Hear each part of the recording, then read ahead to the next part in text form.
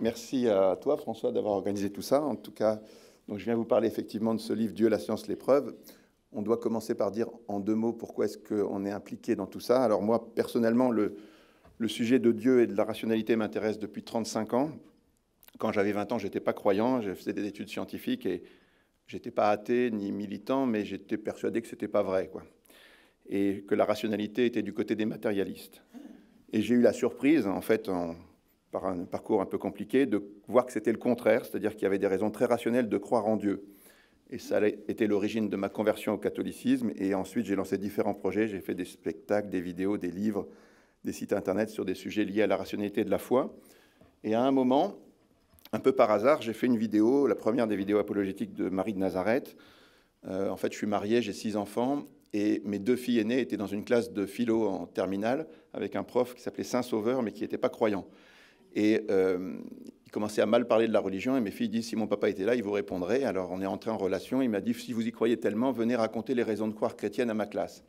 Alors j'ai fait un PowerPoint, et puis finalement, par hasard, on m'a enregistré, et juste après, j'ai mis ça sur Internet. Ça a donné une vidéo qui s'appelle « Démonstration de l'existence de Dieu et raisons de croire chrétiennes », qui a fait 1 700 000 vues sur YouTube.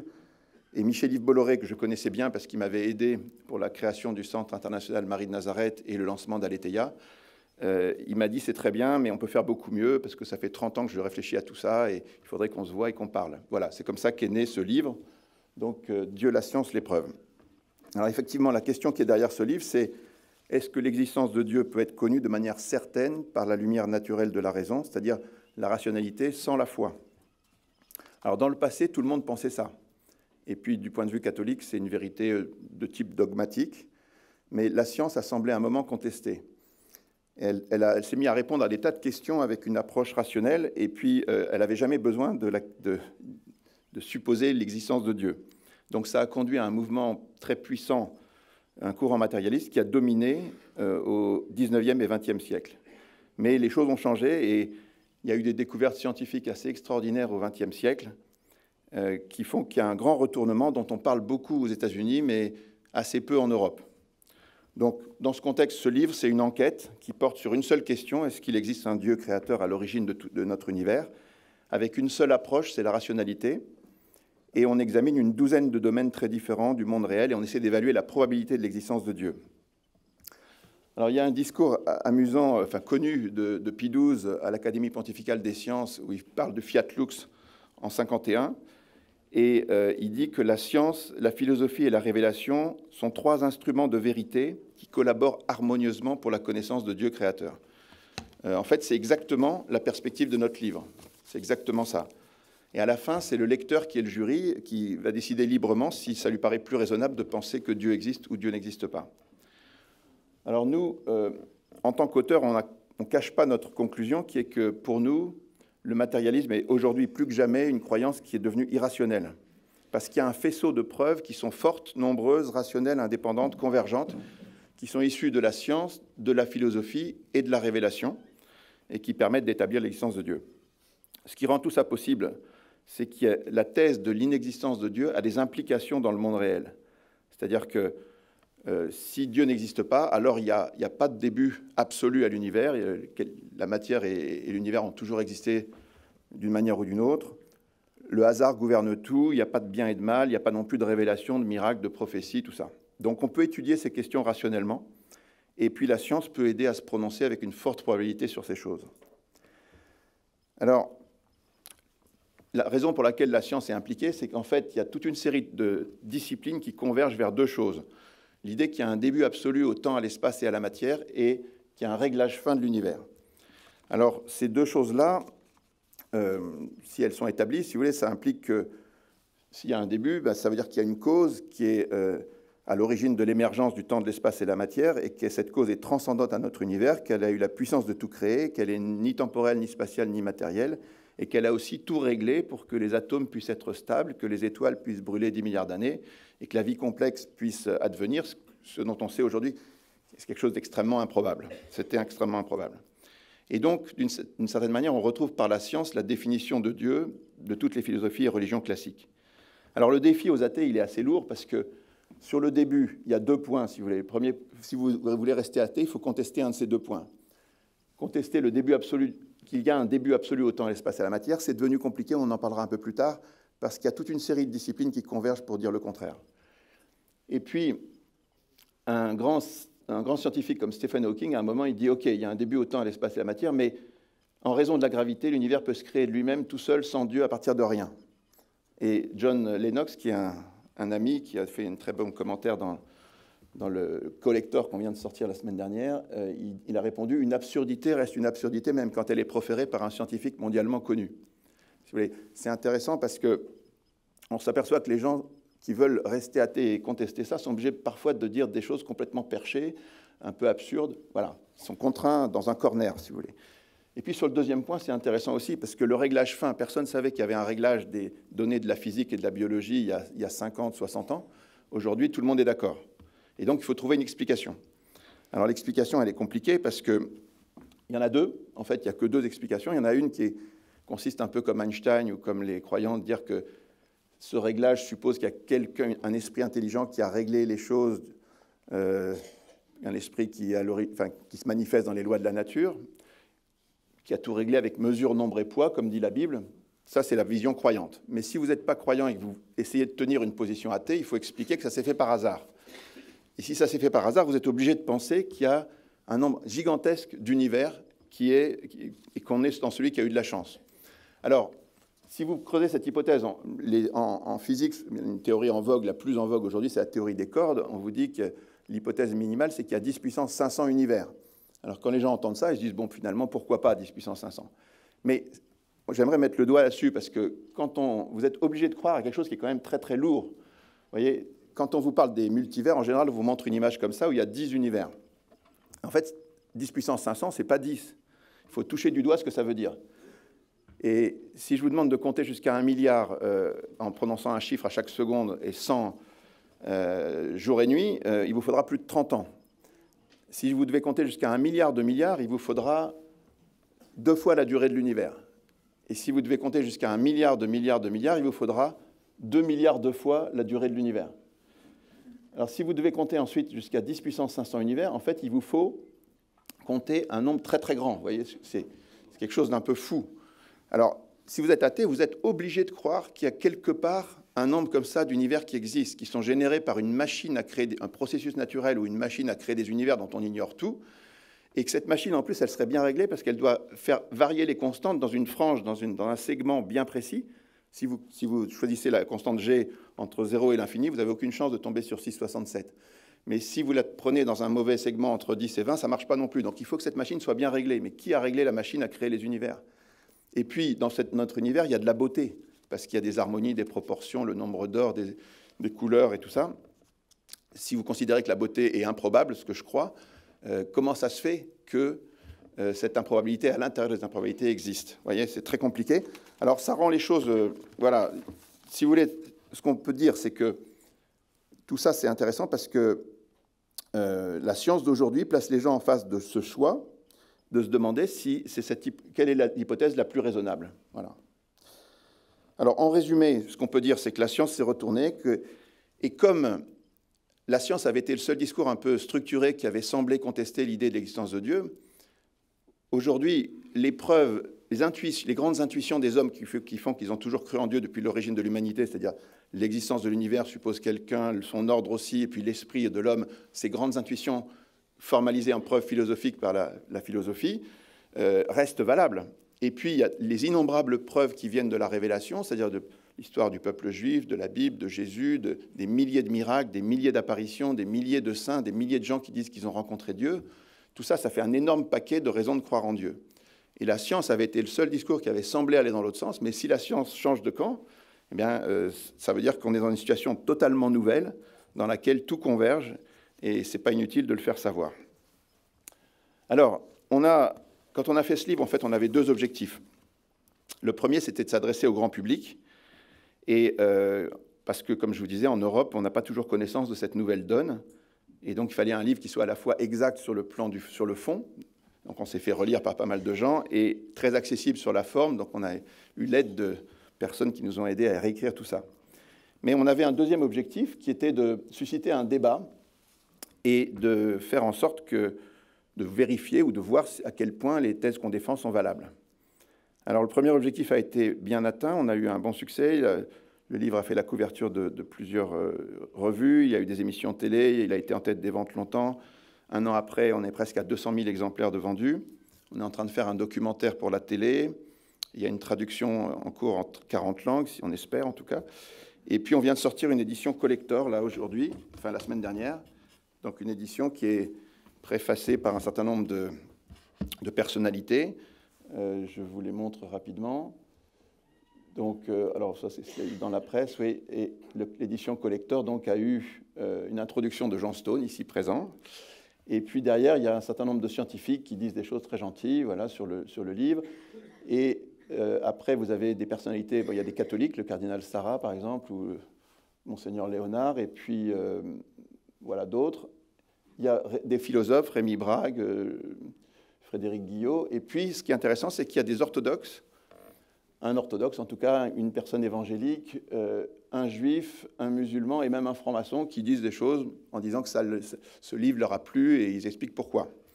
Voilà, ça c'est très intéressant parce qu'en fait, ça veut dire qu'on a beaucoup de... Et puis il y a aussi la préface de Robert Wilson, évidemment.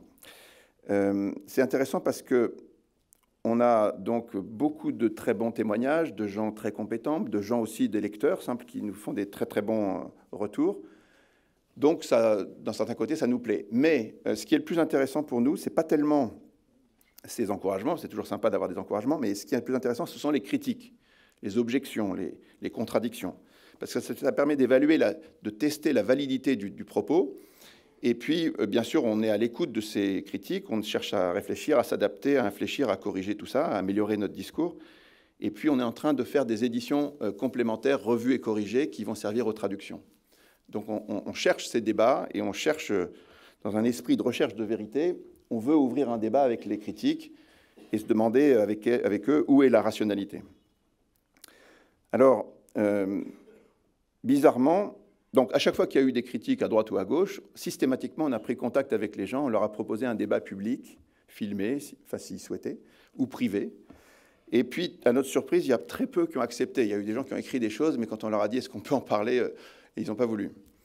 Alors, ceux qui ont accepté, on les remercie. Donc, il y a eu Luc Ferry qui a fait 1 ou 2 débats avec nous, mais maintenant, il ne veut plus. Il y a eu un zététicien qui a fait un bouquin aussi en réponse à notre livre, qui est intéressant. Vous allez voir le débat, c'est drôle. Il y a eu un président du Sceptique du Québec qui a fait quelque chose, mais alors il a enregistré le débat et après, il n'a plus voulu le donner quand on a eu fait le débat. Bon, donc, c'est scandaleux. Laurent Alexandre a fait un débat intéressant. Il a dit quelques bêtises, des choses fausses, mais ceci dit, c'était intéressant aussi. Et puis, il y a le père François Heuvet, avec qui on a eu plusieurs échanges intéressants, mais pas avec Étienne Klein. Il a fait un livre aussi pour répondre à notre livre. Il n'y a pas tellement de choses sur notre livre, en fait, dans leurs réponses, mais dans les débats qu'on a eu avec lui, il n'a fait aucune contradiction sur notre livre. Mais Étienne Klein en a fait, et on aurait bien aimé avoir un débat avec lui, mais pour l'instant, il ne veut pas. Bon. Alors, le moins qu'on puisse dire, pour résumer, c'est que dans tous ces échanges, il n'y a aucun moment, aucun sujet sérieux sur lesquels nos thèses ont été vraiment contredites sérieusement. Il y a eu aussi des critiques qui sont venues dans La Croix ou dans la Nouvelle Revue théologique, des revues a priori catholiques, dans lesquelles on n'a jamais eu le droit de répondre. Et pareil, les auteurs n'ont pas voulu, à l'exception du père Thierry Magnin, qui lui, avec qui on a eu plusieurs échanges, merci. Mais tous les autres, il n'y a pas eu de débat et il n'y a pas eu de droit de réponse même dans ces revues. Et c'est un peu bizarre. Je pourrais en dire beaucoup de mal. Voilà, donc au milieu de tout ça, on pense qu'on a à peu près entendu pas mal de critiques. On va essayer de vous en faire un petit résumé, d'essayer d'y répondre rapidement. Avec 2 problèmes quand même, c'est que les critiques sont nombreuses. Il y en a pas mal. Et puis, il y a un deuxième problème, vous connaissez la loi de Brandolini qui dit que la quantité d'énergie nécessaire pour réfuter une contradiction est supérieure d'un ordre de grandeur à celle qui est nécessaire pour les produire. Or, aujourd'hui, on n'a pas beaucoup de temps, donc je vais devoir y aller. Je suis en retard? Non, légèrement. Alors voilà, j'ai été un peu rapide pour faire ce tri, mais voilà, donc j'ai fait 3 catégories rapidement. Un bêtisier, d'abord, alors c'est un peu méchant de dire ça, mais c'est un peu cavalier, mais en tout cas, il y a des cas de critiques qui nous ont paru spécialement nuls quand même. Donc, première critique, si on peut prouver que Dieu existe, ça se saurait. Alors en fait, ça se sait depuis très longtemps, et en plus, le principe lui-même est faux, parce que tout ce qu'on peut prouver à un moment n'était pas prouvé juste avant. Ensuite, si on pouvait prouver Dieu, ça serait la mort des religions. Alors, plein de gens disent ça, si vous voulez. Luc Ferry en particulier, un jour, je l'ai eu au téléphone grâce à deux jumeaux célèbres qui nous avaient mis en conversation à trois. Et je lui dis, expliquez-moi, en quoi est-ce que ça ne serait pas le contraire? C'est-à-dire, si jamais on pouvait prouver l'existence de Dieu, est-ce que ça ne conforterait pas les religions au lieu que ça soit la mort? Il m'a dit, il ne donnait aucune explication, il a évoqué Schopenhauer et il a raccroché. Bon, après, il y a des gens qui ont dit que saint Thomas d'Aquin n'avait jamais parlé de preuves, mais seulement de voix. Alors, d'abord, c'est archi faux. Ça a été écrit noir sur blanc dans la NRT quand même, ils n'ont jamais fait d'erratum. Donc, saint Thomas, il a une phrase où il parle du mot voix, mais il dit qu'on peut prouver de 5 manières l'existence de Dieu. On peut prouver de 5 manières l'existence de Dieu. Et dans toutes les premières parties de la Somme théologique, il parle que de démonstration de l'existence de Dieu, comme un préambule rationnel de la foi. Et puis, dans la Somme contre les gentils, il fait 500 pages, il y a 670 occurrences du champ lexical des preuves ou de démontrer, si vous voulez. Donc, et puis, il y a même un chapitre qui porte le nom « Les preuves de l'existence de Dieu ». Donc, dire que saint Thomas n'a jamais parlé de preuves, c'est lunaire, quoi. Dire que Jésus n'a jamais donné de preuves aussi, bon ça c'est un peu du Luc Ferry exactement, Jésus il dit qu'il a fait des œuvres que nul autre n'a faites, et il reproche aux gens de ne pas croire malgré tout ça. Que le diable veut prouver Dieu, bon tout ça. Il y a des gens qui disent que Bereshit ça ne veut pas dire au commencement, mais dans la sagesse, même des chrétiens qui ne tiennent pas compte de la tradition juive. Il y a des gens qui disent qu'on ne peut pas croire dans ce qu'on sait. Alors en fait c'est faux, un savoir c'est une croyance qui est vraie et justifiée, mais c'est une croyance. Il y a des critiques des miracles aussi, même parfois chez les chrétiens. Alors, on dit que c'est des signes, mais ce n'est pas que des signes. Un miracle, c'est un signe et un prodige que Dieu seul peut faire. On ne peut pas prouver la foi, sinon ça ne serait pas la foi. Bon, ça, c'est des positions fidéistes. Et en plus, c'est hors sujet, parce que notre livre ne parle pas de foi. Et puis, il y a aussi cette idée saugrenue que la science, c'est le comment et la religion, le pourquoi. C'est une idée qui est soutenue par les matérialistes d'un côté et les fidéistes de l'autre pour des raisons diamétralement opposées. On pourra y revenir. Alors, ça, c'est le bêtisier, mais après, il y a quelques réponses rapides à d'autres objections. L'idée qu'on pourrait ni prouver l'existence, ni prouver l'inexistence. Alors, c'est faux, parce qu'il y a une asymétrie. Il y a les êtres suprasensibles. Bertrand Russell avait bien parlé de ça. Il a une histoire de théière, vous savez, il dit qu'elle existe selon lui, et qu'on ne peut pas prouver qu'elle n'existe pas. Il a raison. Donc, ce n'est pas symétrique. Que Dieu ne serait pas une révélation, il n'est pas au bout d'un raisonnement. Alors ça, c'est fidéiste. Et c'est la grande idée des années 70 que la foi est un grand saut dans le vide, mais je crois qu'on a dépassé ça, j'espère. Que la science ne peut rien prouver ou qu'elle ne fait que du provisoire ou du fragile. Ben, en fait, c'est faux. Ça aussi, c'est une vision théorique, avec d'un côté des philosophes un peu puristes et de l'autre côté des positivistes qui disent des choses diamétralement opposées. Les positivistes, ils disent qu'il n'y a rien d'autre de vrai que la science, et les philosophes, ils disent qu'il n'y a rien d'autre vrai que la philosophie. En fait, ce n'est pas vrai. Il y a des choses vraies des deux côtés. Et par exemple, le Big Bang, l'expansion de l'univers ou les réglages, on ne reviendra jamais dessus, et on peut en tirer des choses. Il y a une grande controverse sur l'infini, qui serait pour certains possible dans le monde réel. Il y a des gens qui pensent que ce n'est pas irrationnel. On pourra en parler si vous voulez, mais c'est, à mon avis, contredit par beaucoup d'approches rationnelles. Plus sérieux, il y a saint Thomas d'Aquin qui dit qu'un temps infini dans le passé, on ne peut pas le démontrer. Alors ça, c'est l'argument d'autorité qui s'appuie sur saint Thomas, dont lui-même, saint Thomas dit que c'est l'argument le plus faible de tous les arguments. Alors saint Thomas est certainement, à l'évidence, un des plus grands génies de tous les temps, sinon le plus grand, mais ce n'est pas non plus Dieu le Père, et il s'est trompé sur un certain nombre de choses, sur l'Immaculée Conception, sur les limbes à la marge. Et puis ses arguments dans la question 46 de la Prima Pars, article 2, ils sont très contestables. Il avait une cosmologie qui n'était pas la nôtre, il pensait que le passé était fini et tout. Or, maintenant, on peut regarder dans le passé. Enfin, il y a plein de choses à dire sur ce point. On nous critique aussi en disant que Georges Lemaître était autrement plus prudent que nous. Georges Lemaître, il meurt en 66, mais jusqu'en 64, sa théorie de l'atome primitif, elle est sur la sellette. On l'accuse de faire une physique de curé, d'être concordiste, de vouloir faire coller avec la Genèse. Et en fait, il doit se défendre. Mais il y a de très bons articles sur lui. Il y en a un en particulier où on mentionne cette phrase qu'on cite dans le livre, il dit que pour lui, la vision du Big Bang, c'est que c'est le commencement de l'espace. Pas seulement le commencement du temps et de la matière, c'est le commencement de l'espace. Alors, si avant, il n'y avait pas d'espace et que l'espace commence, si on me dit qu'il n'y a pas d'implication métaphysique énorme de ça, je me pose des questions. Une autre critique qui est sérieuse, celle-là, c'est « Dieu n'existe pas, il est ». Ça, c'est vrai, en fait. Si on est un peu pointilleux sur l'étymologie, exister, ça veut dire sortir de quelque chose. Dieu ne sort de rien, il est. Donc, mais bon, comme c'était un livre grand public, on a essayé d'éviter des subtilités comme ça.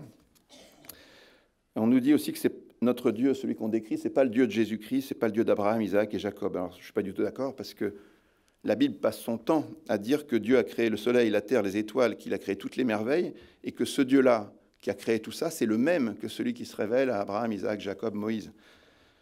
Et puis on nous dit aussi que Dieu n'est pas un fabricant, un horloger, un ingénieur. Je suis désolé, dans le livre de la sagesse, on dit que c'est un artisan, qu'il a tout réglé avec mesure, nombre et poids. Il n'est pas que ça, bien sûr, mais il est aussi ça. C'est-à-dire qu'une même réalité peut être regardée sous des angles différents et partiellement, si vous voulez. Voilà. Alors maintenant, passons aux 5 objections que j'ai retenues, selon mon petit classement, comme plus intéressantes. Il y a la notion de preuve. Alors, ça a suscité des réactions. C'est très curieux, parce que c'est une notion absolument traditionnelle, qui date de très très longtemps dans l'Église catholique. Mais c'est vrai que les définitions sont libres. Ceci dit, pour être honnête, il faut s'en tenir au sens usuel des choses. Et personne n'a le droit de changer le sens des choses reçues par tout le monde. Donc, personne n'a le droit de réduire le sens du mot preuve à son sens le moins commun, qui s'applique dans des domaines très restreints, qui est celui de démonstration mathématique ou de preuve absolue. Si on ouvre un dictionnaire ou si on regarde le chapitre 2 de notre livre, ce qu'on appelle une preuve dans le monde réel, dans toute enquête, c'est pas un théorème, c'est pas une démonstration absolue, ce sont des éléments matériels ou intellectuels qui contribuent à accréditer ou infirmer une thèse. Quand on parle d'épreuve, pas de la preuve, mais on cherche à mobiliser dans une enquête des preuves pour faire pencher la balance d'un côté ou dans un autre. Et c'est exactement en ce sens que l'Église catholique parle de preuve quand elle dit qu'il s'agit d'arguments convergents et convaincants qui permettent d'atteindre de vraies certitudes. On est exactement sur ça. Alors ça, oui, c'est traditionnel, c'est le livre de la sagesse, Saint Paul aux Romains, le catéchisme, Vatican, tout ça, le mot preuve est partout, si vous voulez. Voilà. Bon. Et il est bien défini. Deuxième point, est-ce que la science peut prouver l'existence de Dieu? Alors cette objection, on l'a entendue 1000 fois. On nous dit la science s'occupe que du matériel, Dieu n'est pas matériel, donc la science ne peut rien dire de Dieu. Ça paraît logique et imparable, mais en fait c'est complètement faux. Si vous êtes un sourd de naissance et que vous pouvez rien dire des sons, vous ne savez pas ce que c'est, vous n'avez aucune connaissance directe des sons, mais par contre, vous pouvez, en restant confiné à ce domaine du sourd, vous pouvez voir qu'il y a nécessairement l'existence d'un au-delà de ce domaine. C'est-à-dire, dans le langage des sourds, on vous dit qu'il y a des sons.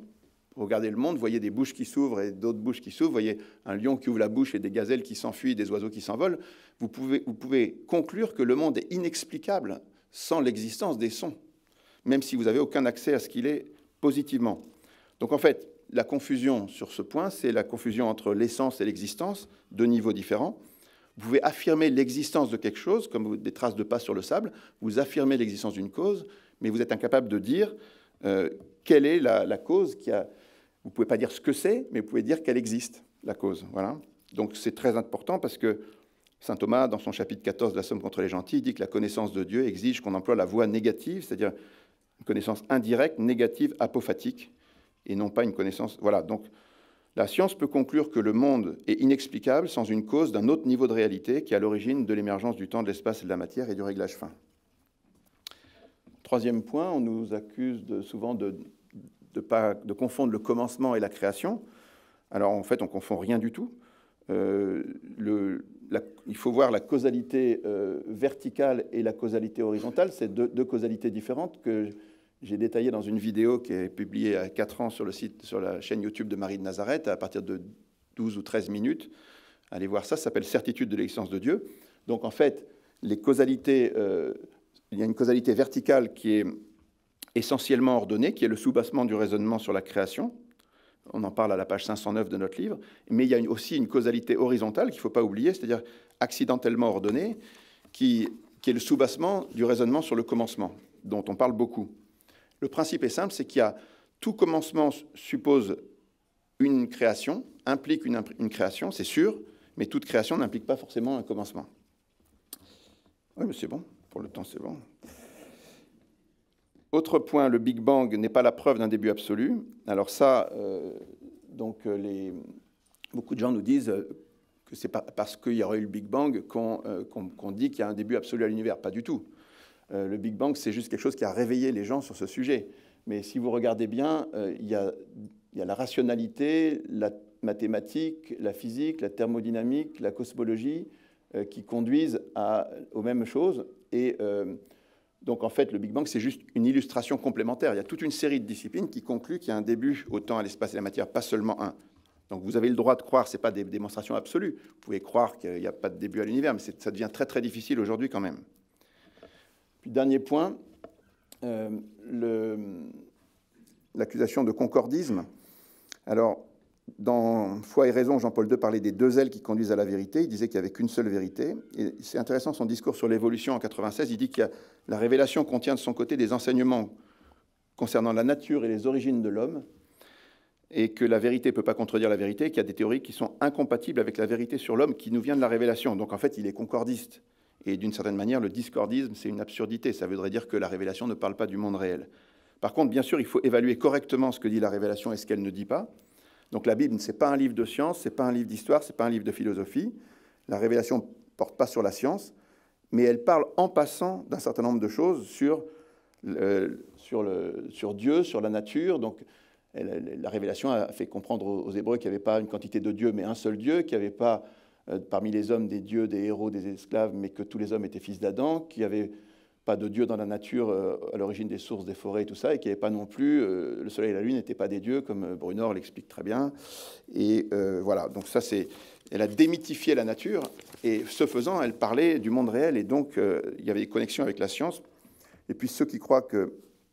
Il y a un truc qui est sûr aussi, c'est que la révélation s'inscrit dans l'histoire, donc il y a naturellement des interactions avec la science. Si vous voulez aller voir la vidéo sur le linceul de Turin, qui est sur la chaîne Marie de Nazareth, vous verrez qu'on peut dire beaucoup de choses sur ces interactions. Voilà, donc il n'y a aucun concordisme illégitime, selon nous, dans notre livre. Dernier point, donc, en fait, quand vous êtes un croyant, vous êtes obligé de croire à des tas de choses. Donc, les incroyants, en fait, sont des grands croyants. Ils sont obligés aujourd'hui, avec les données de la science, avec les données du réel, les données rationnelles, ils sont obligés de croire à plein de choses. Voyez, donc, c'est injuste de les appeler incroyants. Ce sont de très grands croyants, mais cette croyance, elle est un peu difficile. Et nous, on pense qu'elle est irrationnelle. Voilà. Et donc, il y a plus que jamais, la lumière naturelle de la raison permet d'établir la certitude de l'existence de Dieu, plus que jamais avec les apports de la science qui sont nouveaux.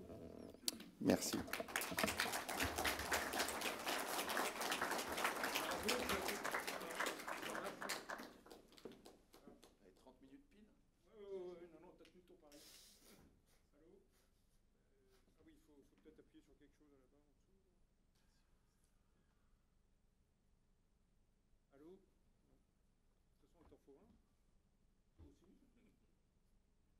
Bon, on a le temps pour quelques questions. Tu restes là. Voilà, il y a une question là. Il marche pas. Le micro marche pas. Voilà. Ah, ça y est. De Dieu, oui, c'est pas mal. Quand il m'a donné ces slides, j'y ai pas cru. Bon.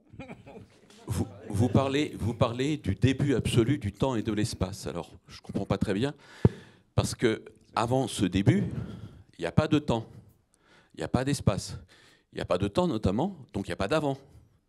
Donc pour moi, avant le début du temps est une expression, au moins que je ne comprends pas, et qui me semble dénuée de sens. Je n'ai pas parlé d'avant le début du temps. C'est qu'il n'y a pas de nord au nord du pôle Nord. Donc, j'ai dit qu'il y avait un début. Il y avait très certainement, parce que ce n'est pas absolu, il y a plein de gens qui croient le contraire encore aujourd'hui, mais il y a beaucoup de raisonnements très variés qui sont la thermodynamique, la cosmologie, la rationalité et tous les éléments physiques et mathématiques qui disent que l'infini est très dur à concevoir. L'infini réel ne peut pas exister. Et un infini potentiel dans le passé, c'est très compliqué aussi, parce que dans le futur, si vous commencez à compter à partir de maintenant 1, 2, 3, 4, 5 et que vous vous arrêtez jamais, vous allez vers un infini potentiel qui ne sera jamais atteint. Vous ne pourrez jamais dire, ça y est, je suis arrivé à l'infini. Et pourquoi est-ce qu'on peut avoir un infini potentiel? Parce qu'il y a quelque chose qui est toujours en croissance. Vous savez, c'est la distinction de saint Thomas, repris d'Aristote, entre ce qui est en acte et ce qui est en puissance. L'infini en acte n'existe pas. Enfin, on l'a toujours cru, il y a des gens qui pensent le contraire, mais je vous dis, c'est très dur rationnellement à garder. Donc l'infini peut être que potentiel, et parce qu'il y a une croissance continue. Dans le passé, il ne peut pas y avoir de croissance. Donc, voilà, il y a plein de raisonnements qui vous disent que c'est difficile de penser un temps infini dans le passé. Mais ce qui embête les athées, c'est que toutes les visions athées du monde, sans aucune exception, ont pensé justement un temps infini, une matière qui avait toujours été là et un univers qui est éternel dans le passé. Et ça, aujourd'hui, c'est très dur. Bon, Très, très dur. je pense que vous aurez largement de quoi discuter à la pause, je pense, sur ce sujet qui est un sujet infini, justement. Est-ce qu'il y a d'autres questions? Oui, merci. Dans votre livre et comme dans d'autres sur ce même sujet, vous insistez beaucoup, mais c'est loin d'être un de vos seuls arguments, sur le fait que pour que le monde tel qu'il existe, il a fallu qu'un grand nombre de constantes soient exactement à un niveau précis, car il aurait fallu d'un rien pour que ça ne se produise pas si elles avaient été réglées différemment. Certes, mais dès lors qu'un événement s'est produit, c'est toujours c'est une certaine facilité de dire qu'il n'aurait pas pu se produire. Exemple, imaginons que je sois dans un avion, je jette une fléchette, et quelle est la probabilité que cette fléchette soit sur le point A avec le vent, avec les turbulences? Elle est quasiment nulle. C'est une chance sur 10 milliards. Et pourtant, la fléchette, elle tombe bien en un point précis. Ça, c'est une chose qui me dérange dans tous ces livres, même si, bien sûr, il y a une part de vérité. Mais je trouve que ce n'est pas un bon argument. Voilà. Vous êtes libre de trouver, encore une fois, c'est le lecteur qui est juge, chacun est juge, mais vous êtes en train de dire ce qu'on appelle le principe anthropique faible, c'est-à-dire qu'on est là, il fallait bien que les choses soient réglées pour qu'on soit là, donc il n'y a pas de question à se poser. À mon avis, c'est une démission de la raison, parce que, je vous donne une analogie, si vous êtes attaché à un poteau d'exécution, que vous avez 100 tireurs autour de vous, avec, à 10 mètres, avec un fusil, vous entendez feu, bam, bam, bam, bam, bam, et vous êtes vivant. Et vous dites, bah oui, si j'étais pas vivant, s'ils n'avaient pas tous raté leur cible, je ne pourrais pas me poser la question. Et c'est vrai. D'une certaine manière, il fallait un certain réglage pour que vous puissiez être vivant et vous poser la question. Mais si vous ne vous posez pas une deuxième question, c'est comment ça se fait qu'ils ont tous raté leur cible, parce que c'était totalement improbable, il vous manque une case. Vous voyez ce que je veux dire? Il y a quelque chose, il y a une question nécessaire qui est d'expliquer ce réglage. Peut-être qu'il y a quelqu'un qui a mis des balles à blanc, peut-être qu'il y avait un ordre de données tiré à côté, mais enfin, il faut rechercher une explication. Si vous ne recherchez pas une explication à ce réglage totalement improbable, à mon avis, c'est quelque chose... Parce que là, on ne parle pas de chiffres, on parle de chiffres gigantesques en plus. Hein. Donc, franchement, pour moi, le réglage fin, c'est un des meilleurs arguments qui met les athées dans un corner vraiment difficile. Oui, j'ai longtemps prié pour que personne ne puisse prouver l'existence de Dieu parce que je craignais que ça détruise ma foi. Je me suis trompé et j'ai constaté le contraire. Est-ce qu'on peut dire que la foi n'a de cesse que de restreindre le champ d'application, la science n'a de cesse que de restreindre le champ d'application de la foi et nous acculer au meilleur de la foi? En fait, il faut bien voir que la foi, notre livre parle d'un niveau limité qui est le niveau de la connaissance. Mais la foi, c'est un acte différent. C'est-à-dire, si vous avez foi en quelqu'un, que ce soit en Dieu, en Jésus, en votre épouse, en un ami, évidemment, il faut savoir qu'il existe d'abord. Et ensuite, il faut avoir de bonnes raisons de mettre votre confiance. Parce que la foi, c'est un acte de confiance et d'adhésion qui se fait avec la volonté libre.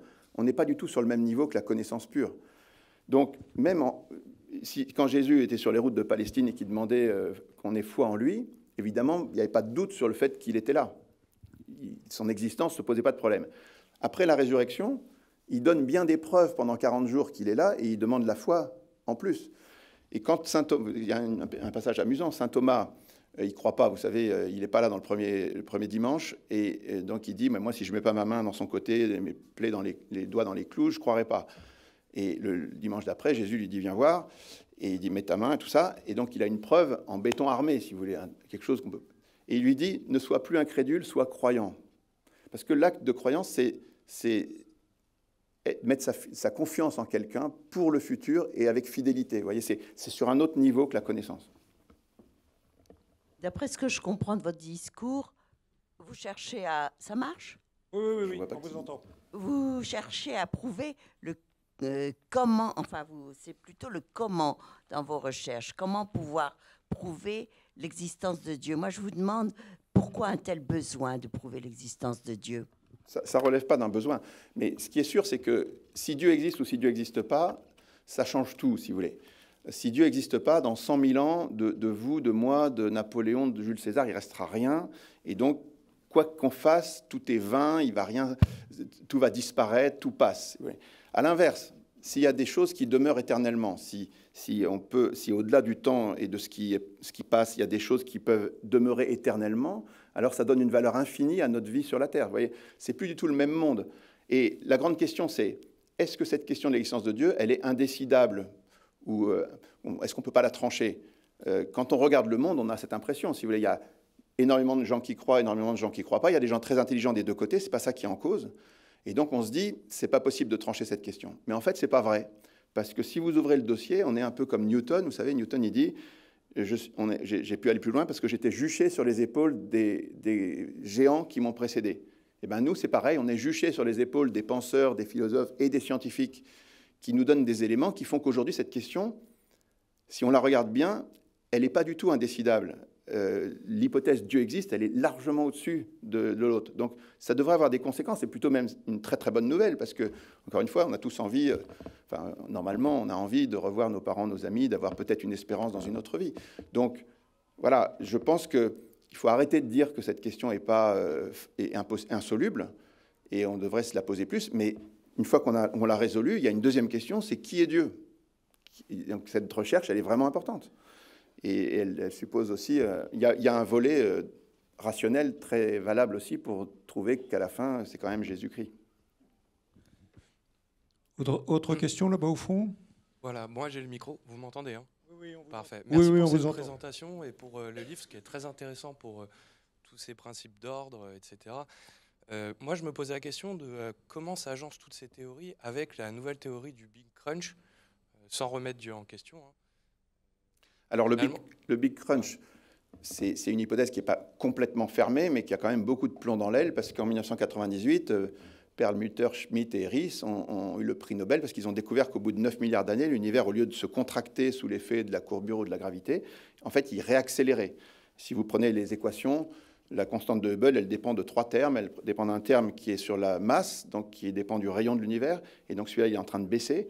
Il y a un terme sur la courbure qui dépend aussi du rayon de l'univers et qui est en train de baisser. Et il y a potentiellement une constante cosmologique qui, elle, est fixe. Et l'interprétation la plus logique, si vous voulez, de ce qu'on a découvert au bout de 9 milliards d'années, l'accélération de l'expansion de l'univers, c'est que la constante cosmologique a pris le pas sur les deux autres et que l'expansion va être sans fin si les équations restent valables, sans que personne ne peut assurer. Mais en tout cas, l'hypothèse du Big Crunch est moins tenue aujourd'hui, beaucoup moins tenue qu'avant. Et il n'y a pas de scénario, il n'y a pas de théorie valable sur ça. Non, la théorie du Big Crunch ne contredit pas la théorie du Big Bang, parce que aussi, il faut voir qu'à partir de début des années 2000, en 2003, il y a des théorèmes de cosmologie qui sortent pour dire que si jamais le Big Bang n'est pas le début absolu de tout, et qu'il y a des Big Bang avant le Big Bang, d'autres singularités, il n'y en a pas en nombre infini. C'est un théorème de Borde-Gut et Vilenkin qui dit que, voilà, et Jean Stone est allé voir Vilenkin il n'y a pas longtemps à New York, il confirme complètement son théorème, en disant que, effectivement, c'est assez imparable, les conditions sont minimales. Donc, le théorème dit que si le Big Bang n'est pas le début, mais qu'il y a d'autres débuts avant, il n'y en a pas un nombre infini, il y a bien un début absolu à tout ça. Vous voyez, et ça, c'est un énorme problème pour les athées. Je veux dire, tous les athées de tous les siècles, depuis Parménide, Héraclite, Démocrite, Lucrèce, il y en avait quelques-uns dans l'Antiquité, pas beaucoup, jusqu'au régime athée de notre époque, en passant par tous les philosophes et tous les scientifiques, tous ont toujours pensé, ils ne pouvaient pas faire autrement, parce qu'il y a un principe qui nous vient de Lucrèce, hein, ex nihilo nihil, enfin de Parménide. Bruno va me corriger sinon. Donc de Parménide, du néant absolu, il n'y a rien qui peut sortir. Donc si jamais, ça veut dire que comme il y a quelque chose qui est là maintenant, il n'y a jamais eu de néant absolu. Donc il y a quelque chose qui a toujours existé. Donc il y avait deux grandes hypothèses. Est-ce que c'était l'univers, ce qui ne contredisait pas l'hypothèse de Dieu d'ailleurs, l'univers aurait pu exister depuis toujours, ou alors il y a un Dieu qui a créé l'univers à un moment, c'était l'hypothèse croyante. Eh bien, aujourd'hui, franchement, enfin, chacun de juger, mais c'est très très dur de penser que l'univers est là depuis toujours. Ça paraît impossible. De dire qu'une preuve absolue empêcherait la foi. Beaucoup de croyants disent, mais non, si vraiment il y avait une preuve absolue de Dieu, cela contredirait la foi, cela empêcherait la foi. Je crois qu'il y a des gens beaucoup plus intelligents que chacun d'entre nous ici, et qui sont les démons. Et les démons croient en Dieu. Absolument. Et ils n'ont pas la foi. Absolument. Et pourtant, Dieu sait qu'ils sont plus intelligents, beaucoup plus en contact avec Dieu que nous, et ils n'ont pas la foi. Deuxième élément, lorsque Jésus va ressusciter Lazare, alors là, tout le monde le voit, c'est public. Alors, normalement, les pharisiens et autres grands prêtres devraient, face à cette preuve absolue, avoir la foi. Pas du tout. C'est au contraire à ce moment-là qu'il élément décide de le qu'ils prennent tuer. pour Ouais. dire il faut le tuer. Ouais, Il faut le absolument. tuer. Donc, Alors, on se rend bien compte. on est bien d'accord, hein, Ok. tout à fait d'accord avec vous. C'était la dernière question. Excusez-moi, mais bon. Tout à fait d'accord avec vous. Et vous savez, un jour, on a demandé au cardinal Ratzinger combien il y avait de chemin vers Dieu. Il a répondu autant que d'êtres humains. Et moi, il se trouve que mon chemin vers Dieu a été d'abord de regarder la chose sur un plan uniquement rationnel. C'est un chemin particulier. Et quand je suis arrivé à la conclusion que j'avais rien à dire sur le plan rationnel pour contredire les choses, j'avais pas du tout la foi. C'est-à-dire, il faut faire quelque chose de plus. À un moment, il faut vérifier dans sa vie que ça marche, que la providence, la prière, qu'il y a d'autres choses. Et si vous êtes convaincu que sur le plan rationnel, ça suffit pas. Voilà. Donc, voilà, je vais finir.